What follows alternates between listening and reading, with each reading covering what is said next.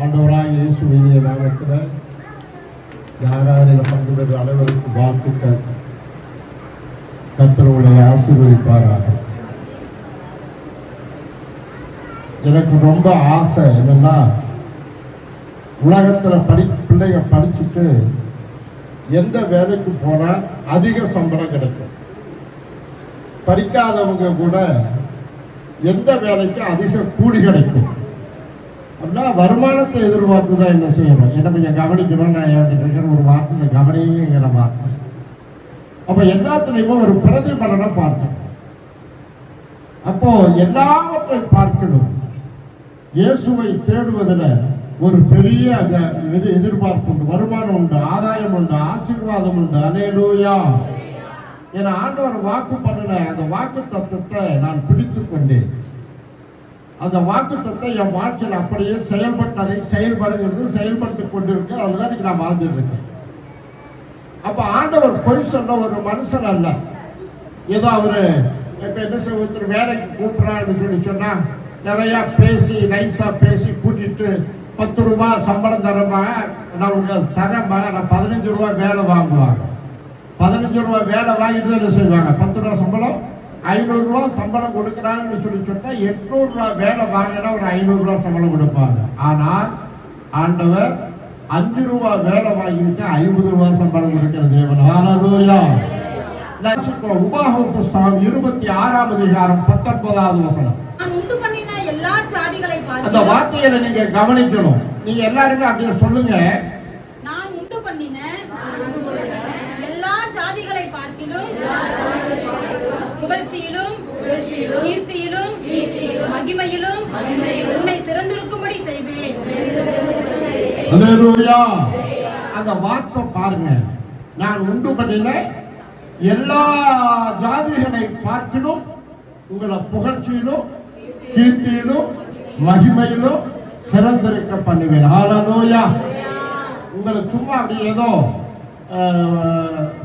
பிள்ளைகளுக்கு பிஸ்கட் கொடுத்து கூப்பிடுறது போல ஏதோ ஒரு சாதாரண ஒரு காரியத்தை உனக்கு நான் செய்யறேன், வவுத்து வலி சுகமாகும், தலைவலி சுகமாகும், அப்படி எதையோ ஒரு காரியத்தை பிஸ்கட் கொடுத்து உங்களை கூப்பிடல. ஹல்லேலூயா.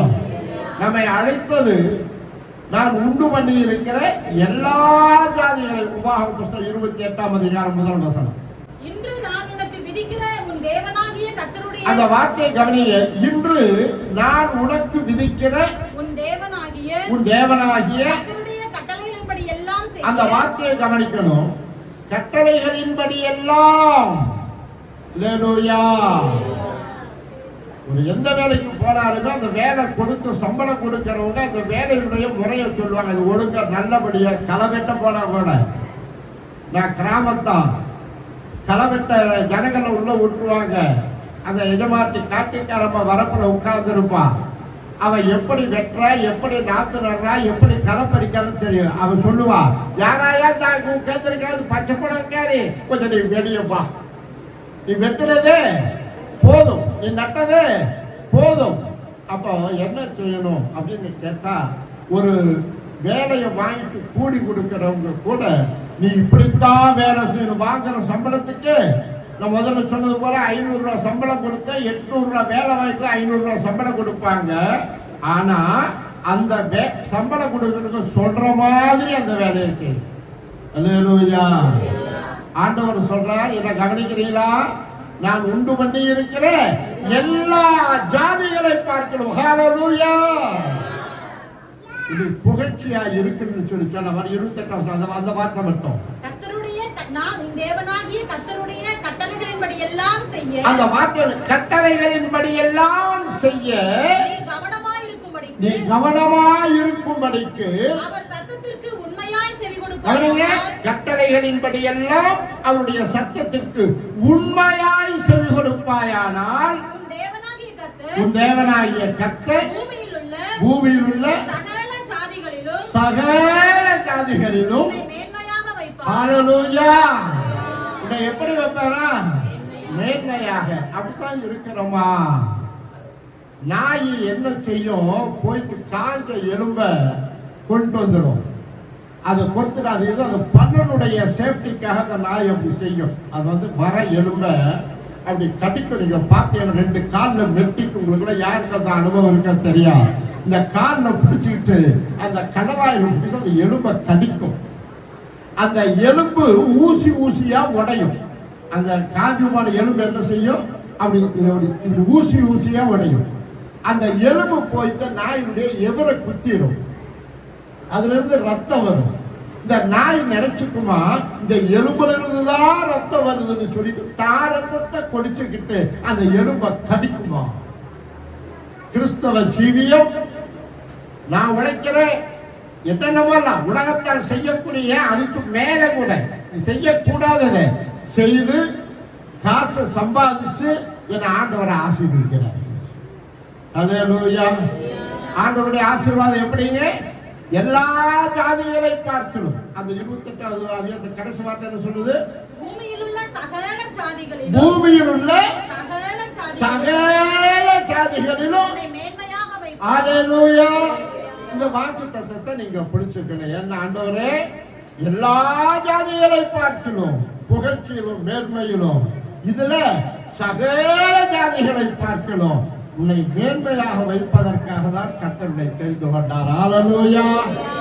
இன்னைக்கு நாம என்ன செய்யறோம்? இயேசு சாமி கும்பிடுறோம். இயேசுவை சாமி கும்பிடுறோம். சர்ச்சுக்கு போல ஏன் இன்னைக்கு ஒரு காலத்துடைய கட்டாயம் சர்ச்சுக்கு வாங்க உங்களை ஆண்டவர் ஆசீர்வதிப்பார்.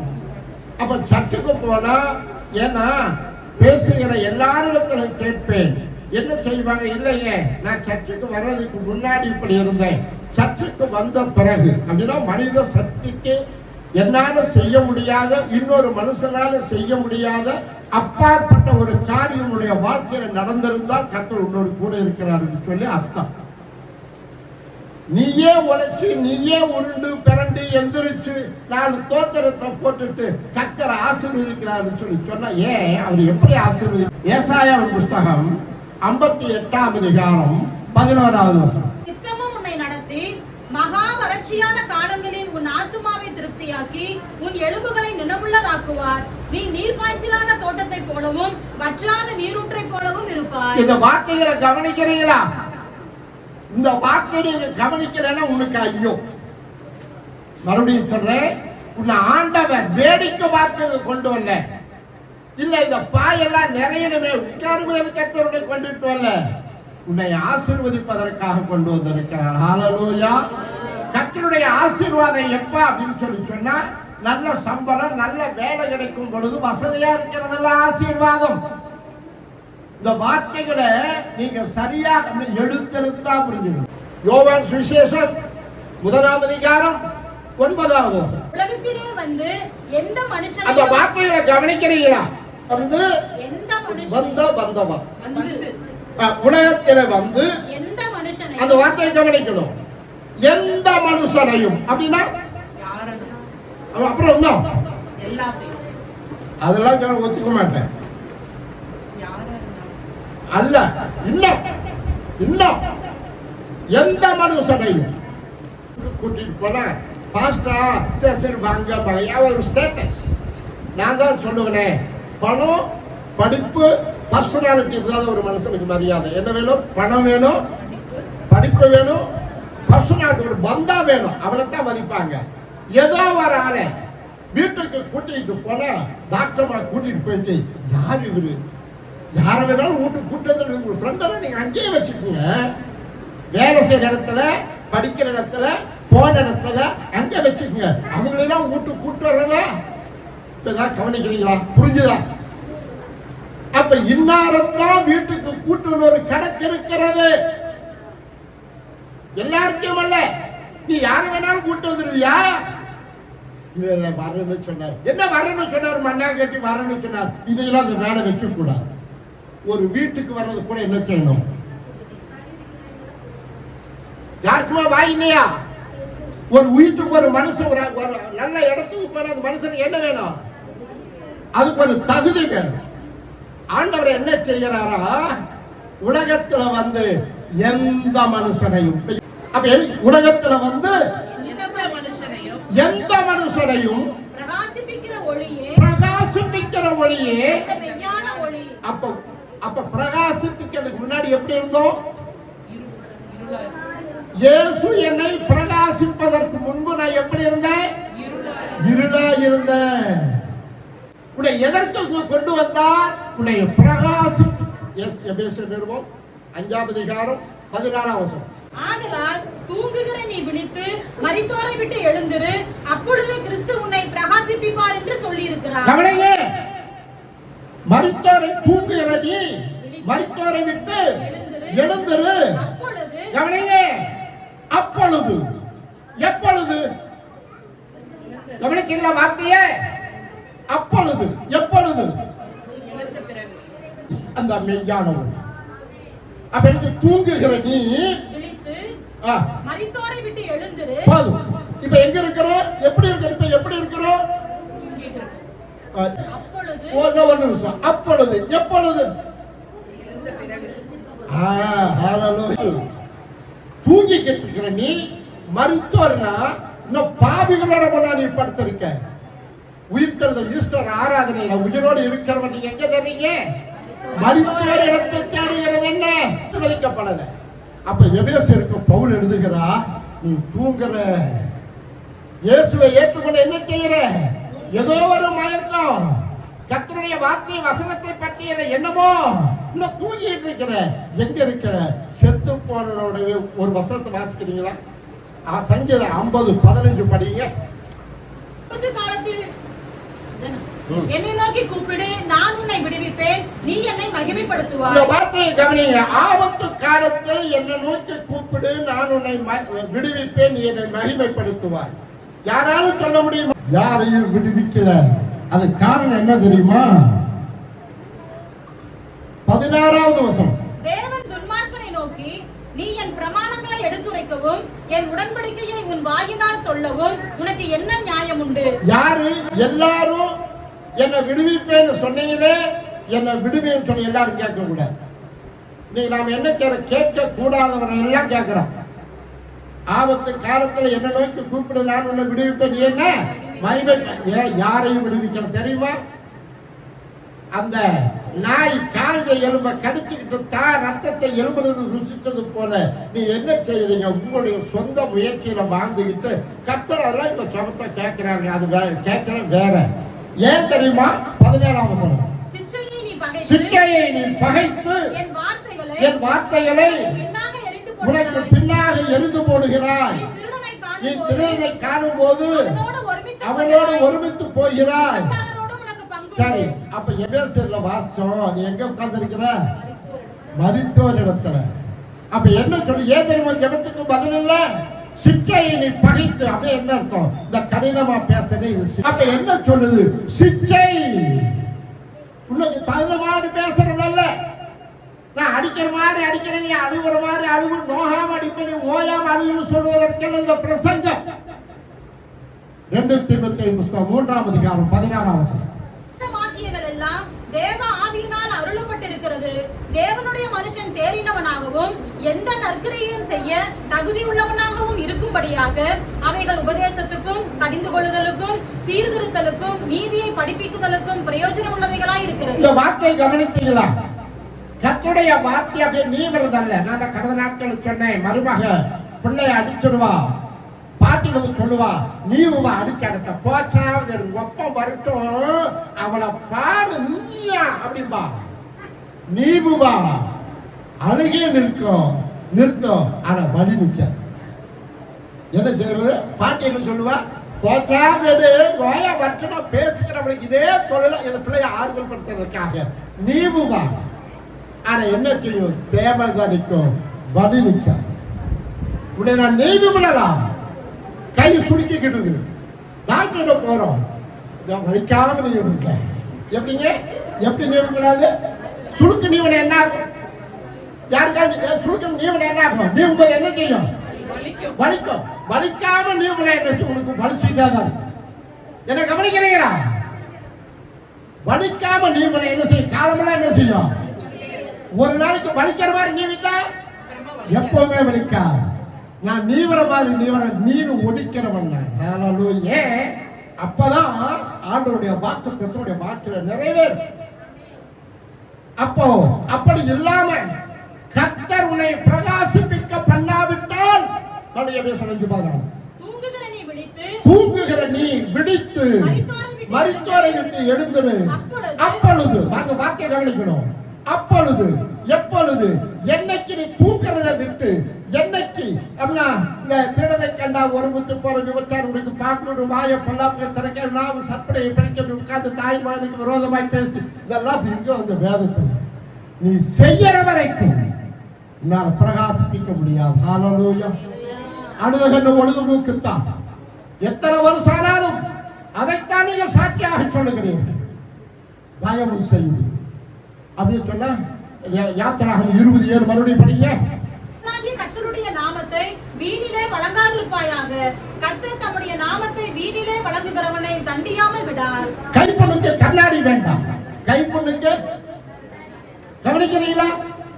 கைப்பொண்ணுக்கு அப்படின்னா கையில புண்ணாயிடுது, மூக்கல காயாயிடுது, முகத்துல எங்க போகணும், எங்க பார்க்கணும்? கையில புண்ணு வந்துருச்சு, எதை பார்க்கணும்? என் கண்ணு பார்க்கணும். எங்கேயும் தூரமெல்லாம் தேடி போக மாட்டேன். ஏன் உனக்கு கஷ்டம் தெரியுமா? உன்னை ஆசீர்வதிப்பேன் என்று சொல்லுகிறேன். எப்படி? உலகத்தில் உள்ள எல்லா ஜாதிகளை பார்க்கிறோம், எல்லா ஜாதிகளை பார்க்கிறோம் அப்படின்னா ஏற்கனவே சொன்ன தாய தண்ணித்தடத்துல பார்த்தா பிள்ளைய வீட்டுல பார்க்க வேண்டாம். இன்னைக்கு உங்க பிள்ளைகள் எல்லாம் எப்படி இருக்குன்னு சொல்லி சொன்னா நீ எப்படி இருக்கிறது உங்க பிள்ளைகள் எனக்கு சொல்லுகிறா. அகத்தினாலேயே உங்க பிள்ளை நீ எப்படி வளர்த்துறீங்க, உங்க பிள்ளைனால என்ன கிடைக்கும் தெரியுமா?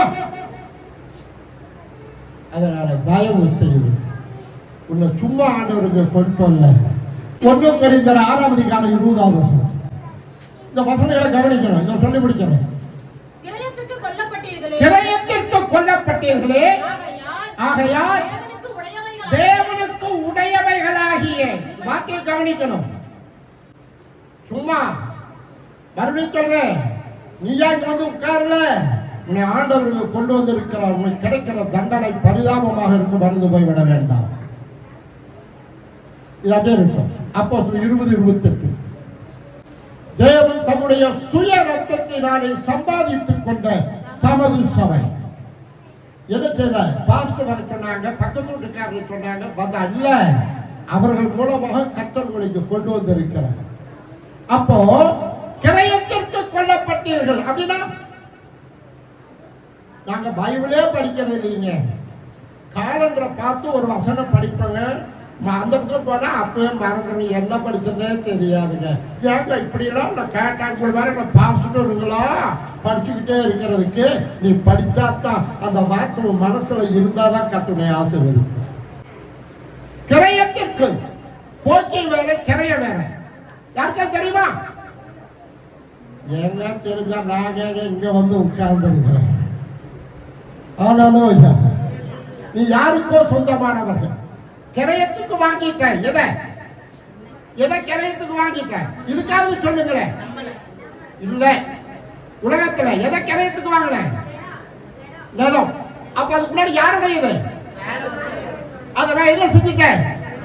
அப்ப உங்களை கிரயத்துக்கு வாங்கிட்டு முன்னாடி யாருக்கா இருந்த? யாருடைய பிள்ளையா இருந்த? பிசாசுடைய பிள்ளையா இருந்த. ஆண்டவர் அங்கிருந்து என்ன செஞ்சார்? நீ அடமானத்தில் இருந்த உன்னை தங்க ரத்தத்தை கொடுத்து உன்னை விலை கொடுத்து வாங்கி இருக்கிறார். எதற்கு தெரியுமோ? நீ அவரை பிரசித்தப்படுத்த வேண்டும் என்பதற்காக. ஹல்லேலூயா. வாங்கிவிட்டு கூலி கொடுத்தார். கிரயத்துக்கு கொல்லப்பட்டீர்களே, ஆகையால் தேவனுக்கு உடையவைகளாகிய வார்த்தையை கவனிச்சீங்களா? தேவனுக்கு அப்படின்னா தேவனுக்கு உடையவைகளாகிய வேண்டாம். அது எவ்வளவு பெரிய வார்த்தை தெரியுமா?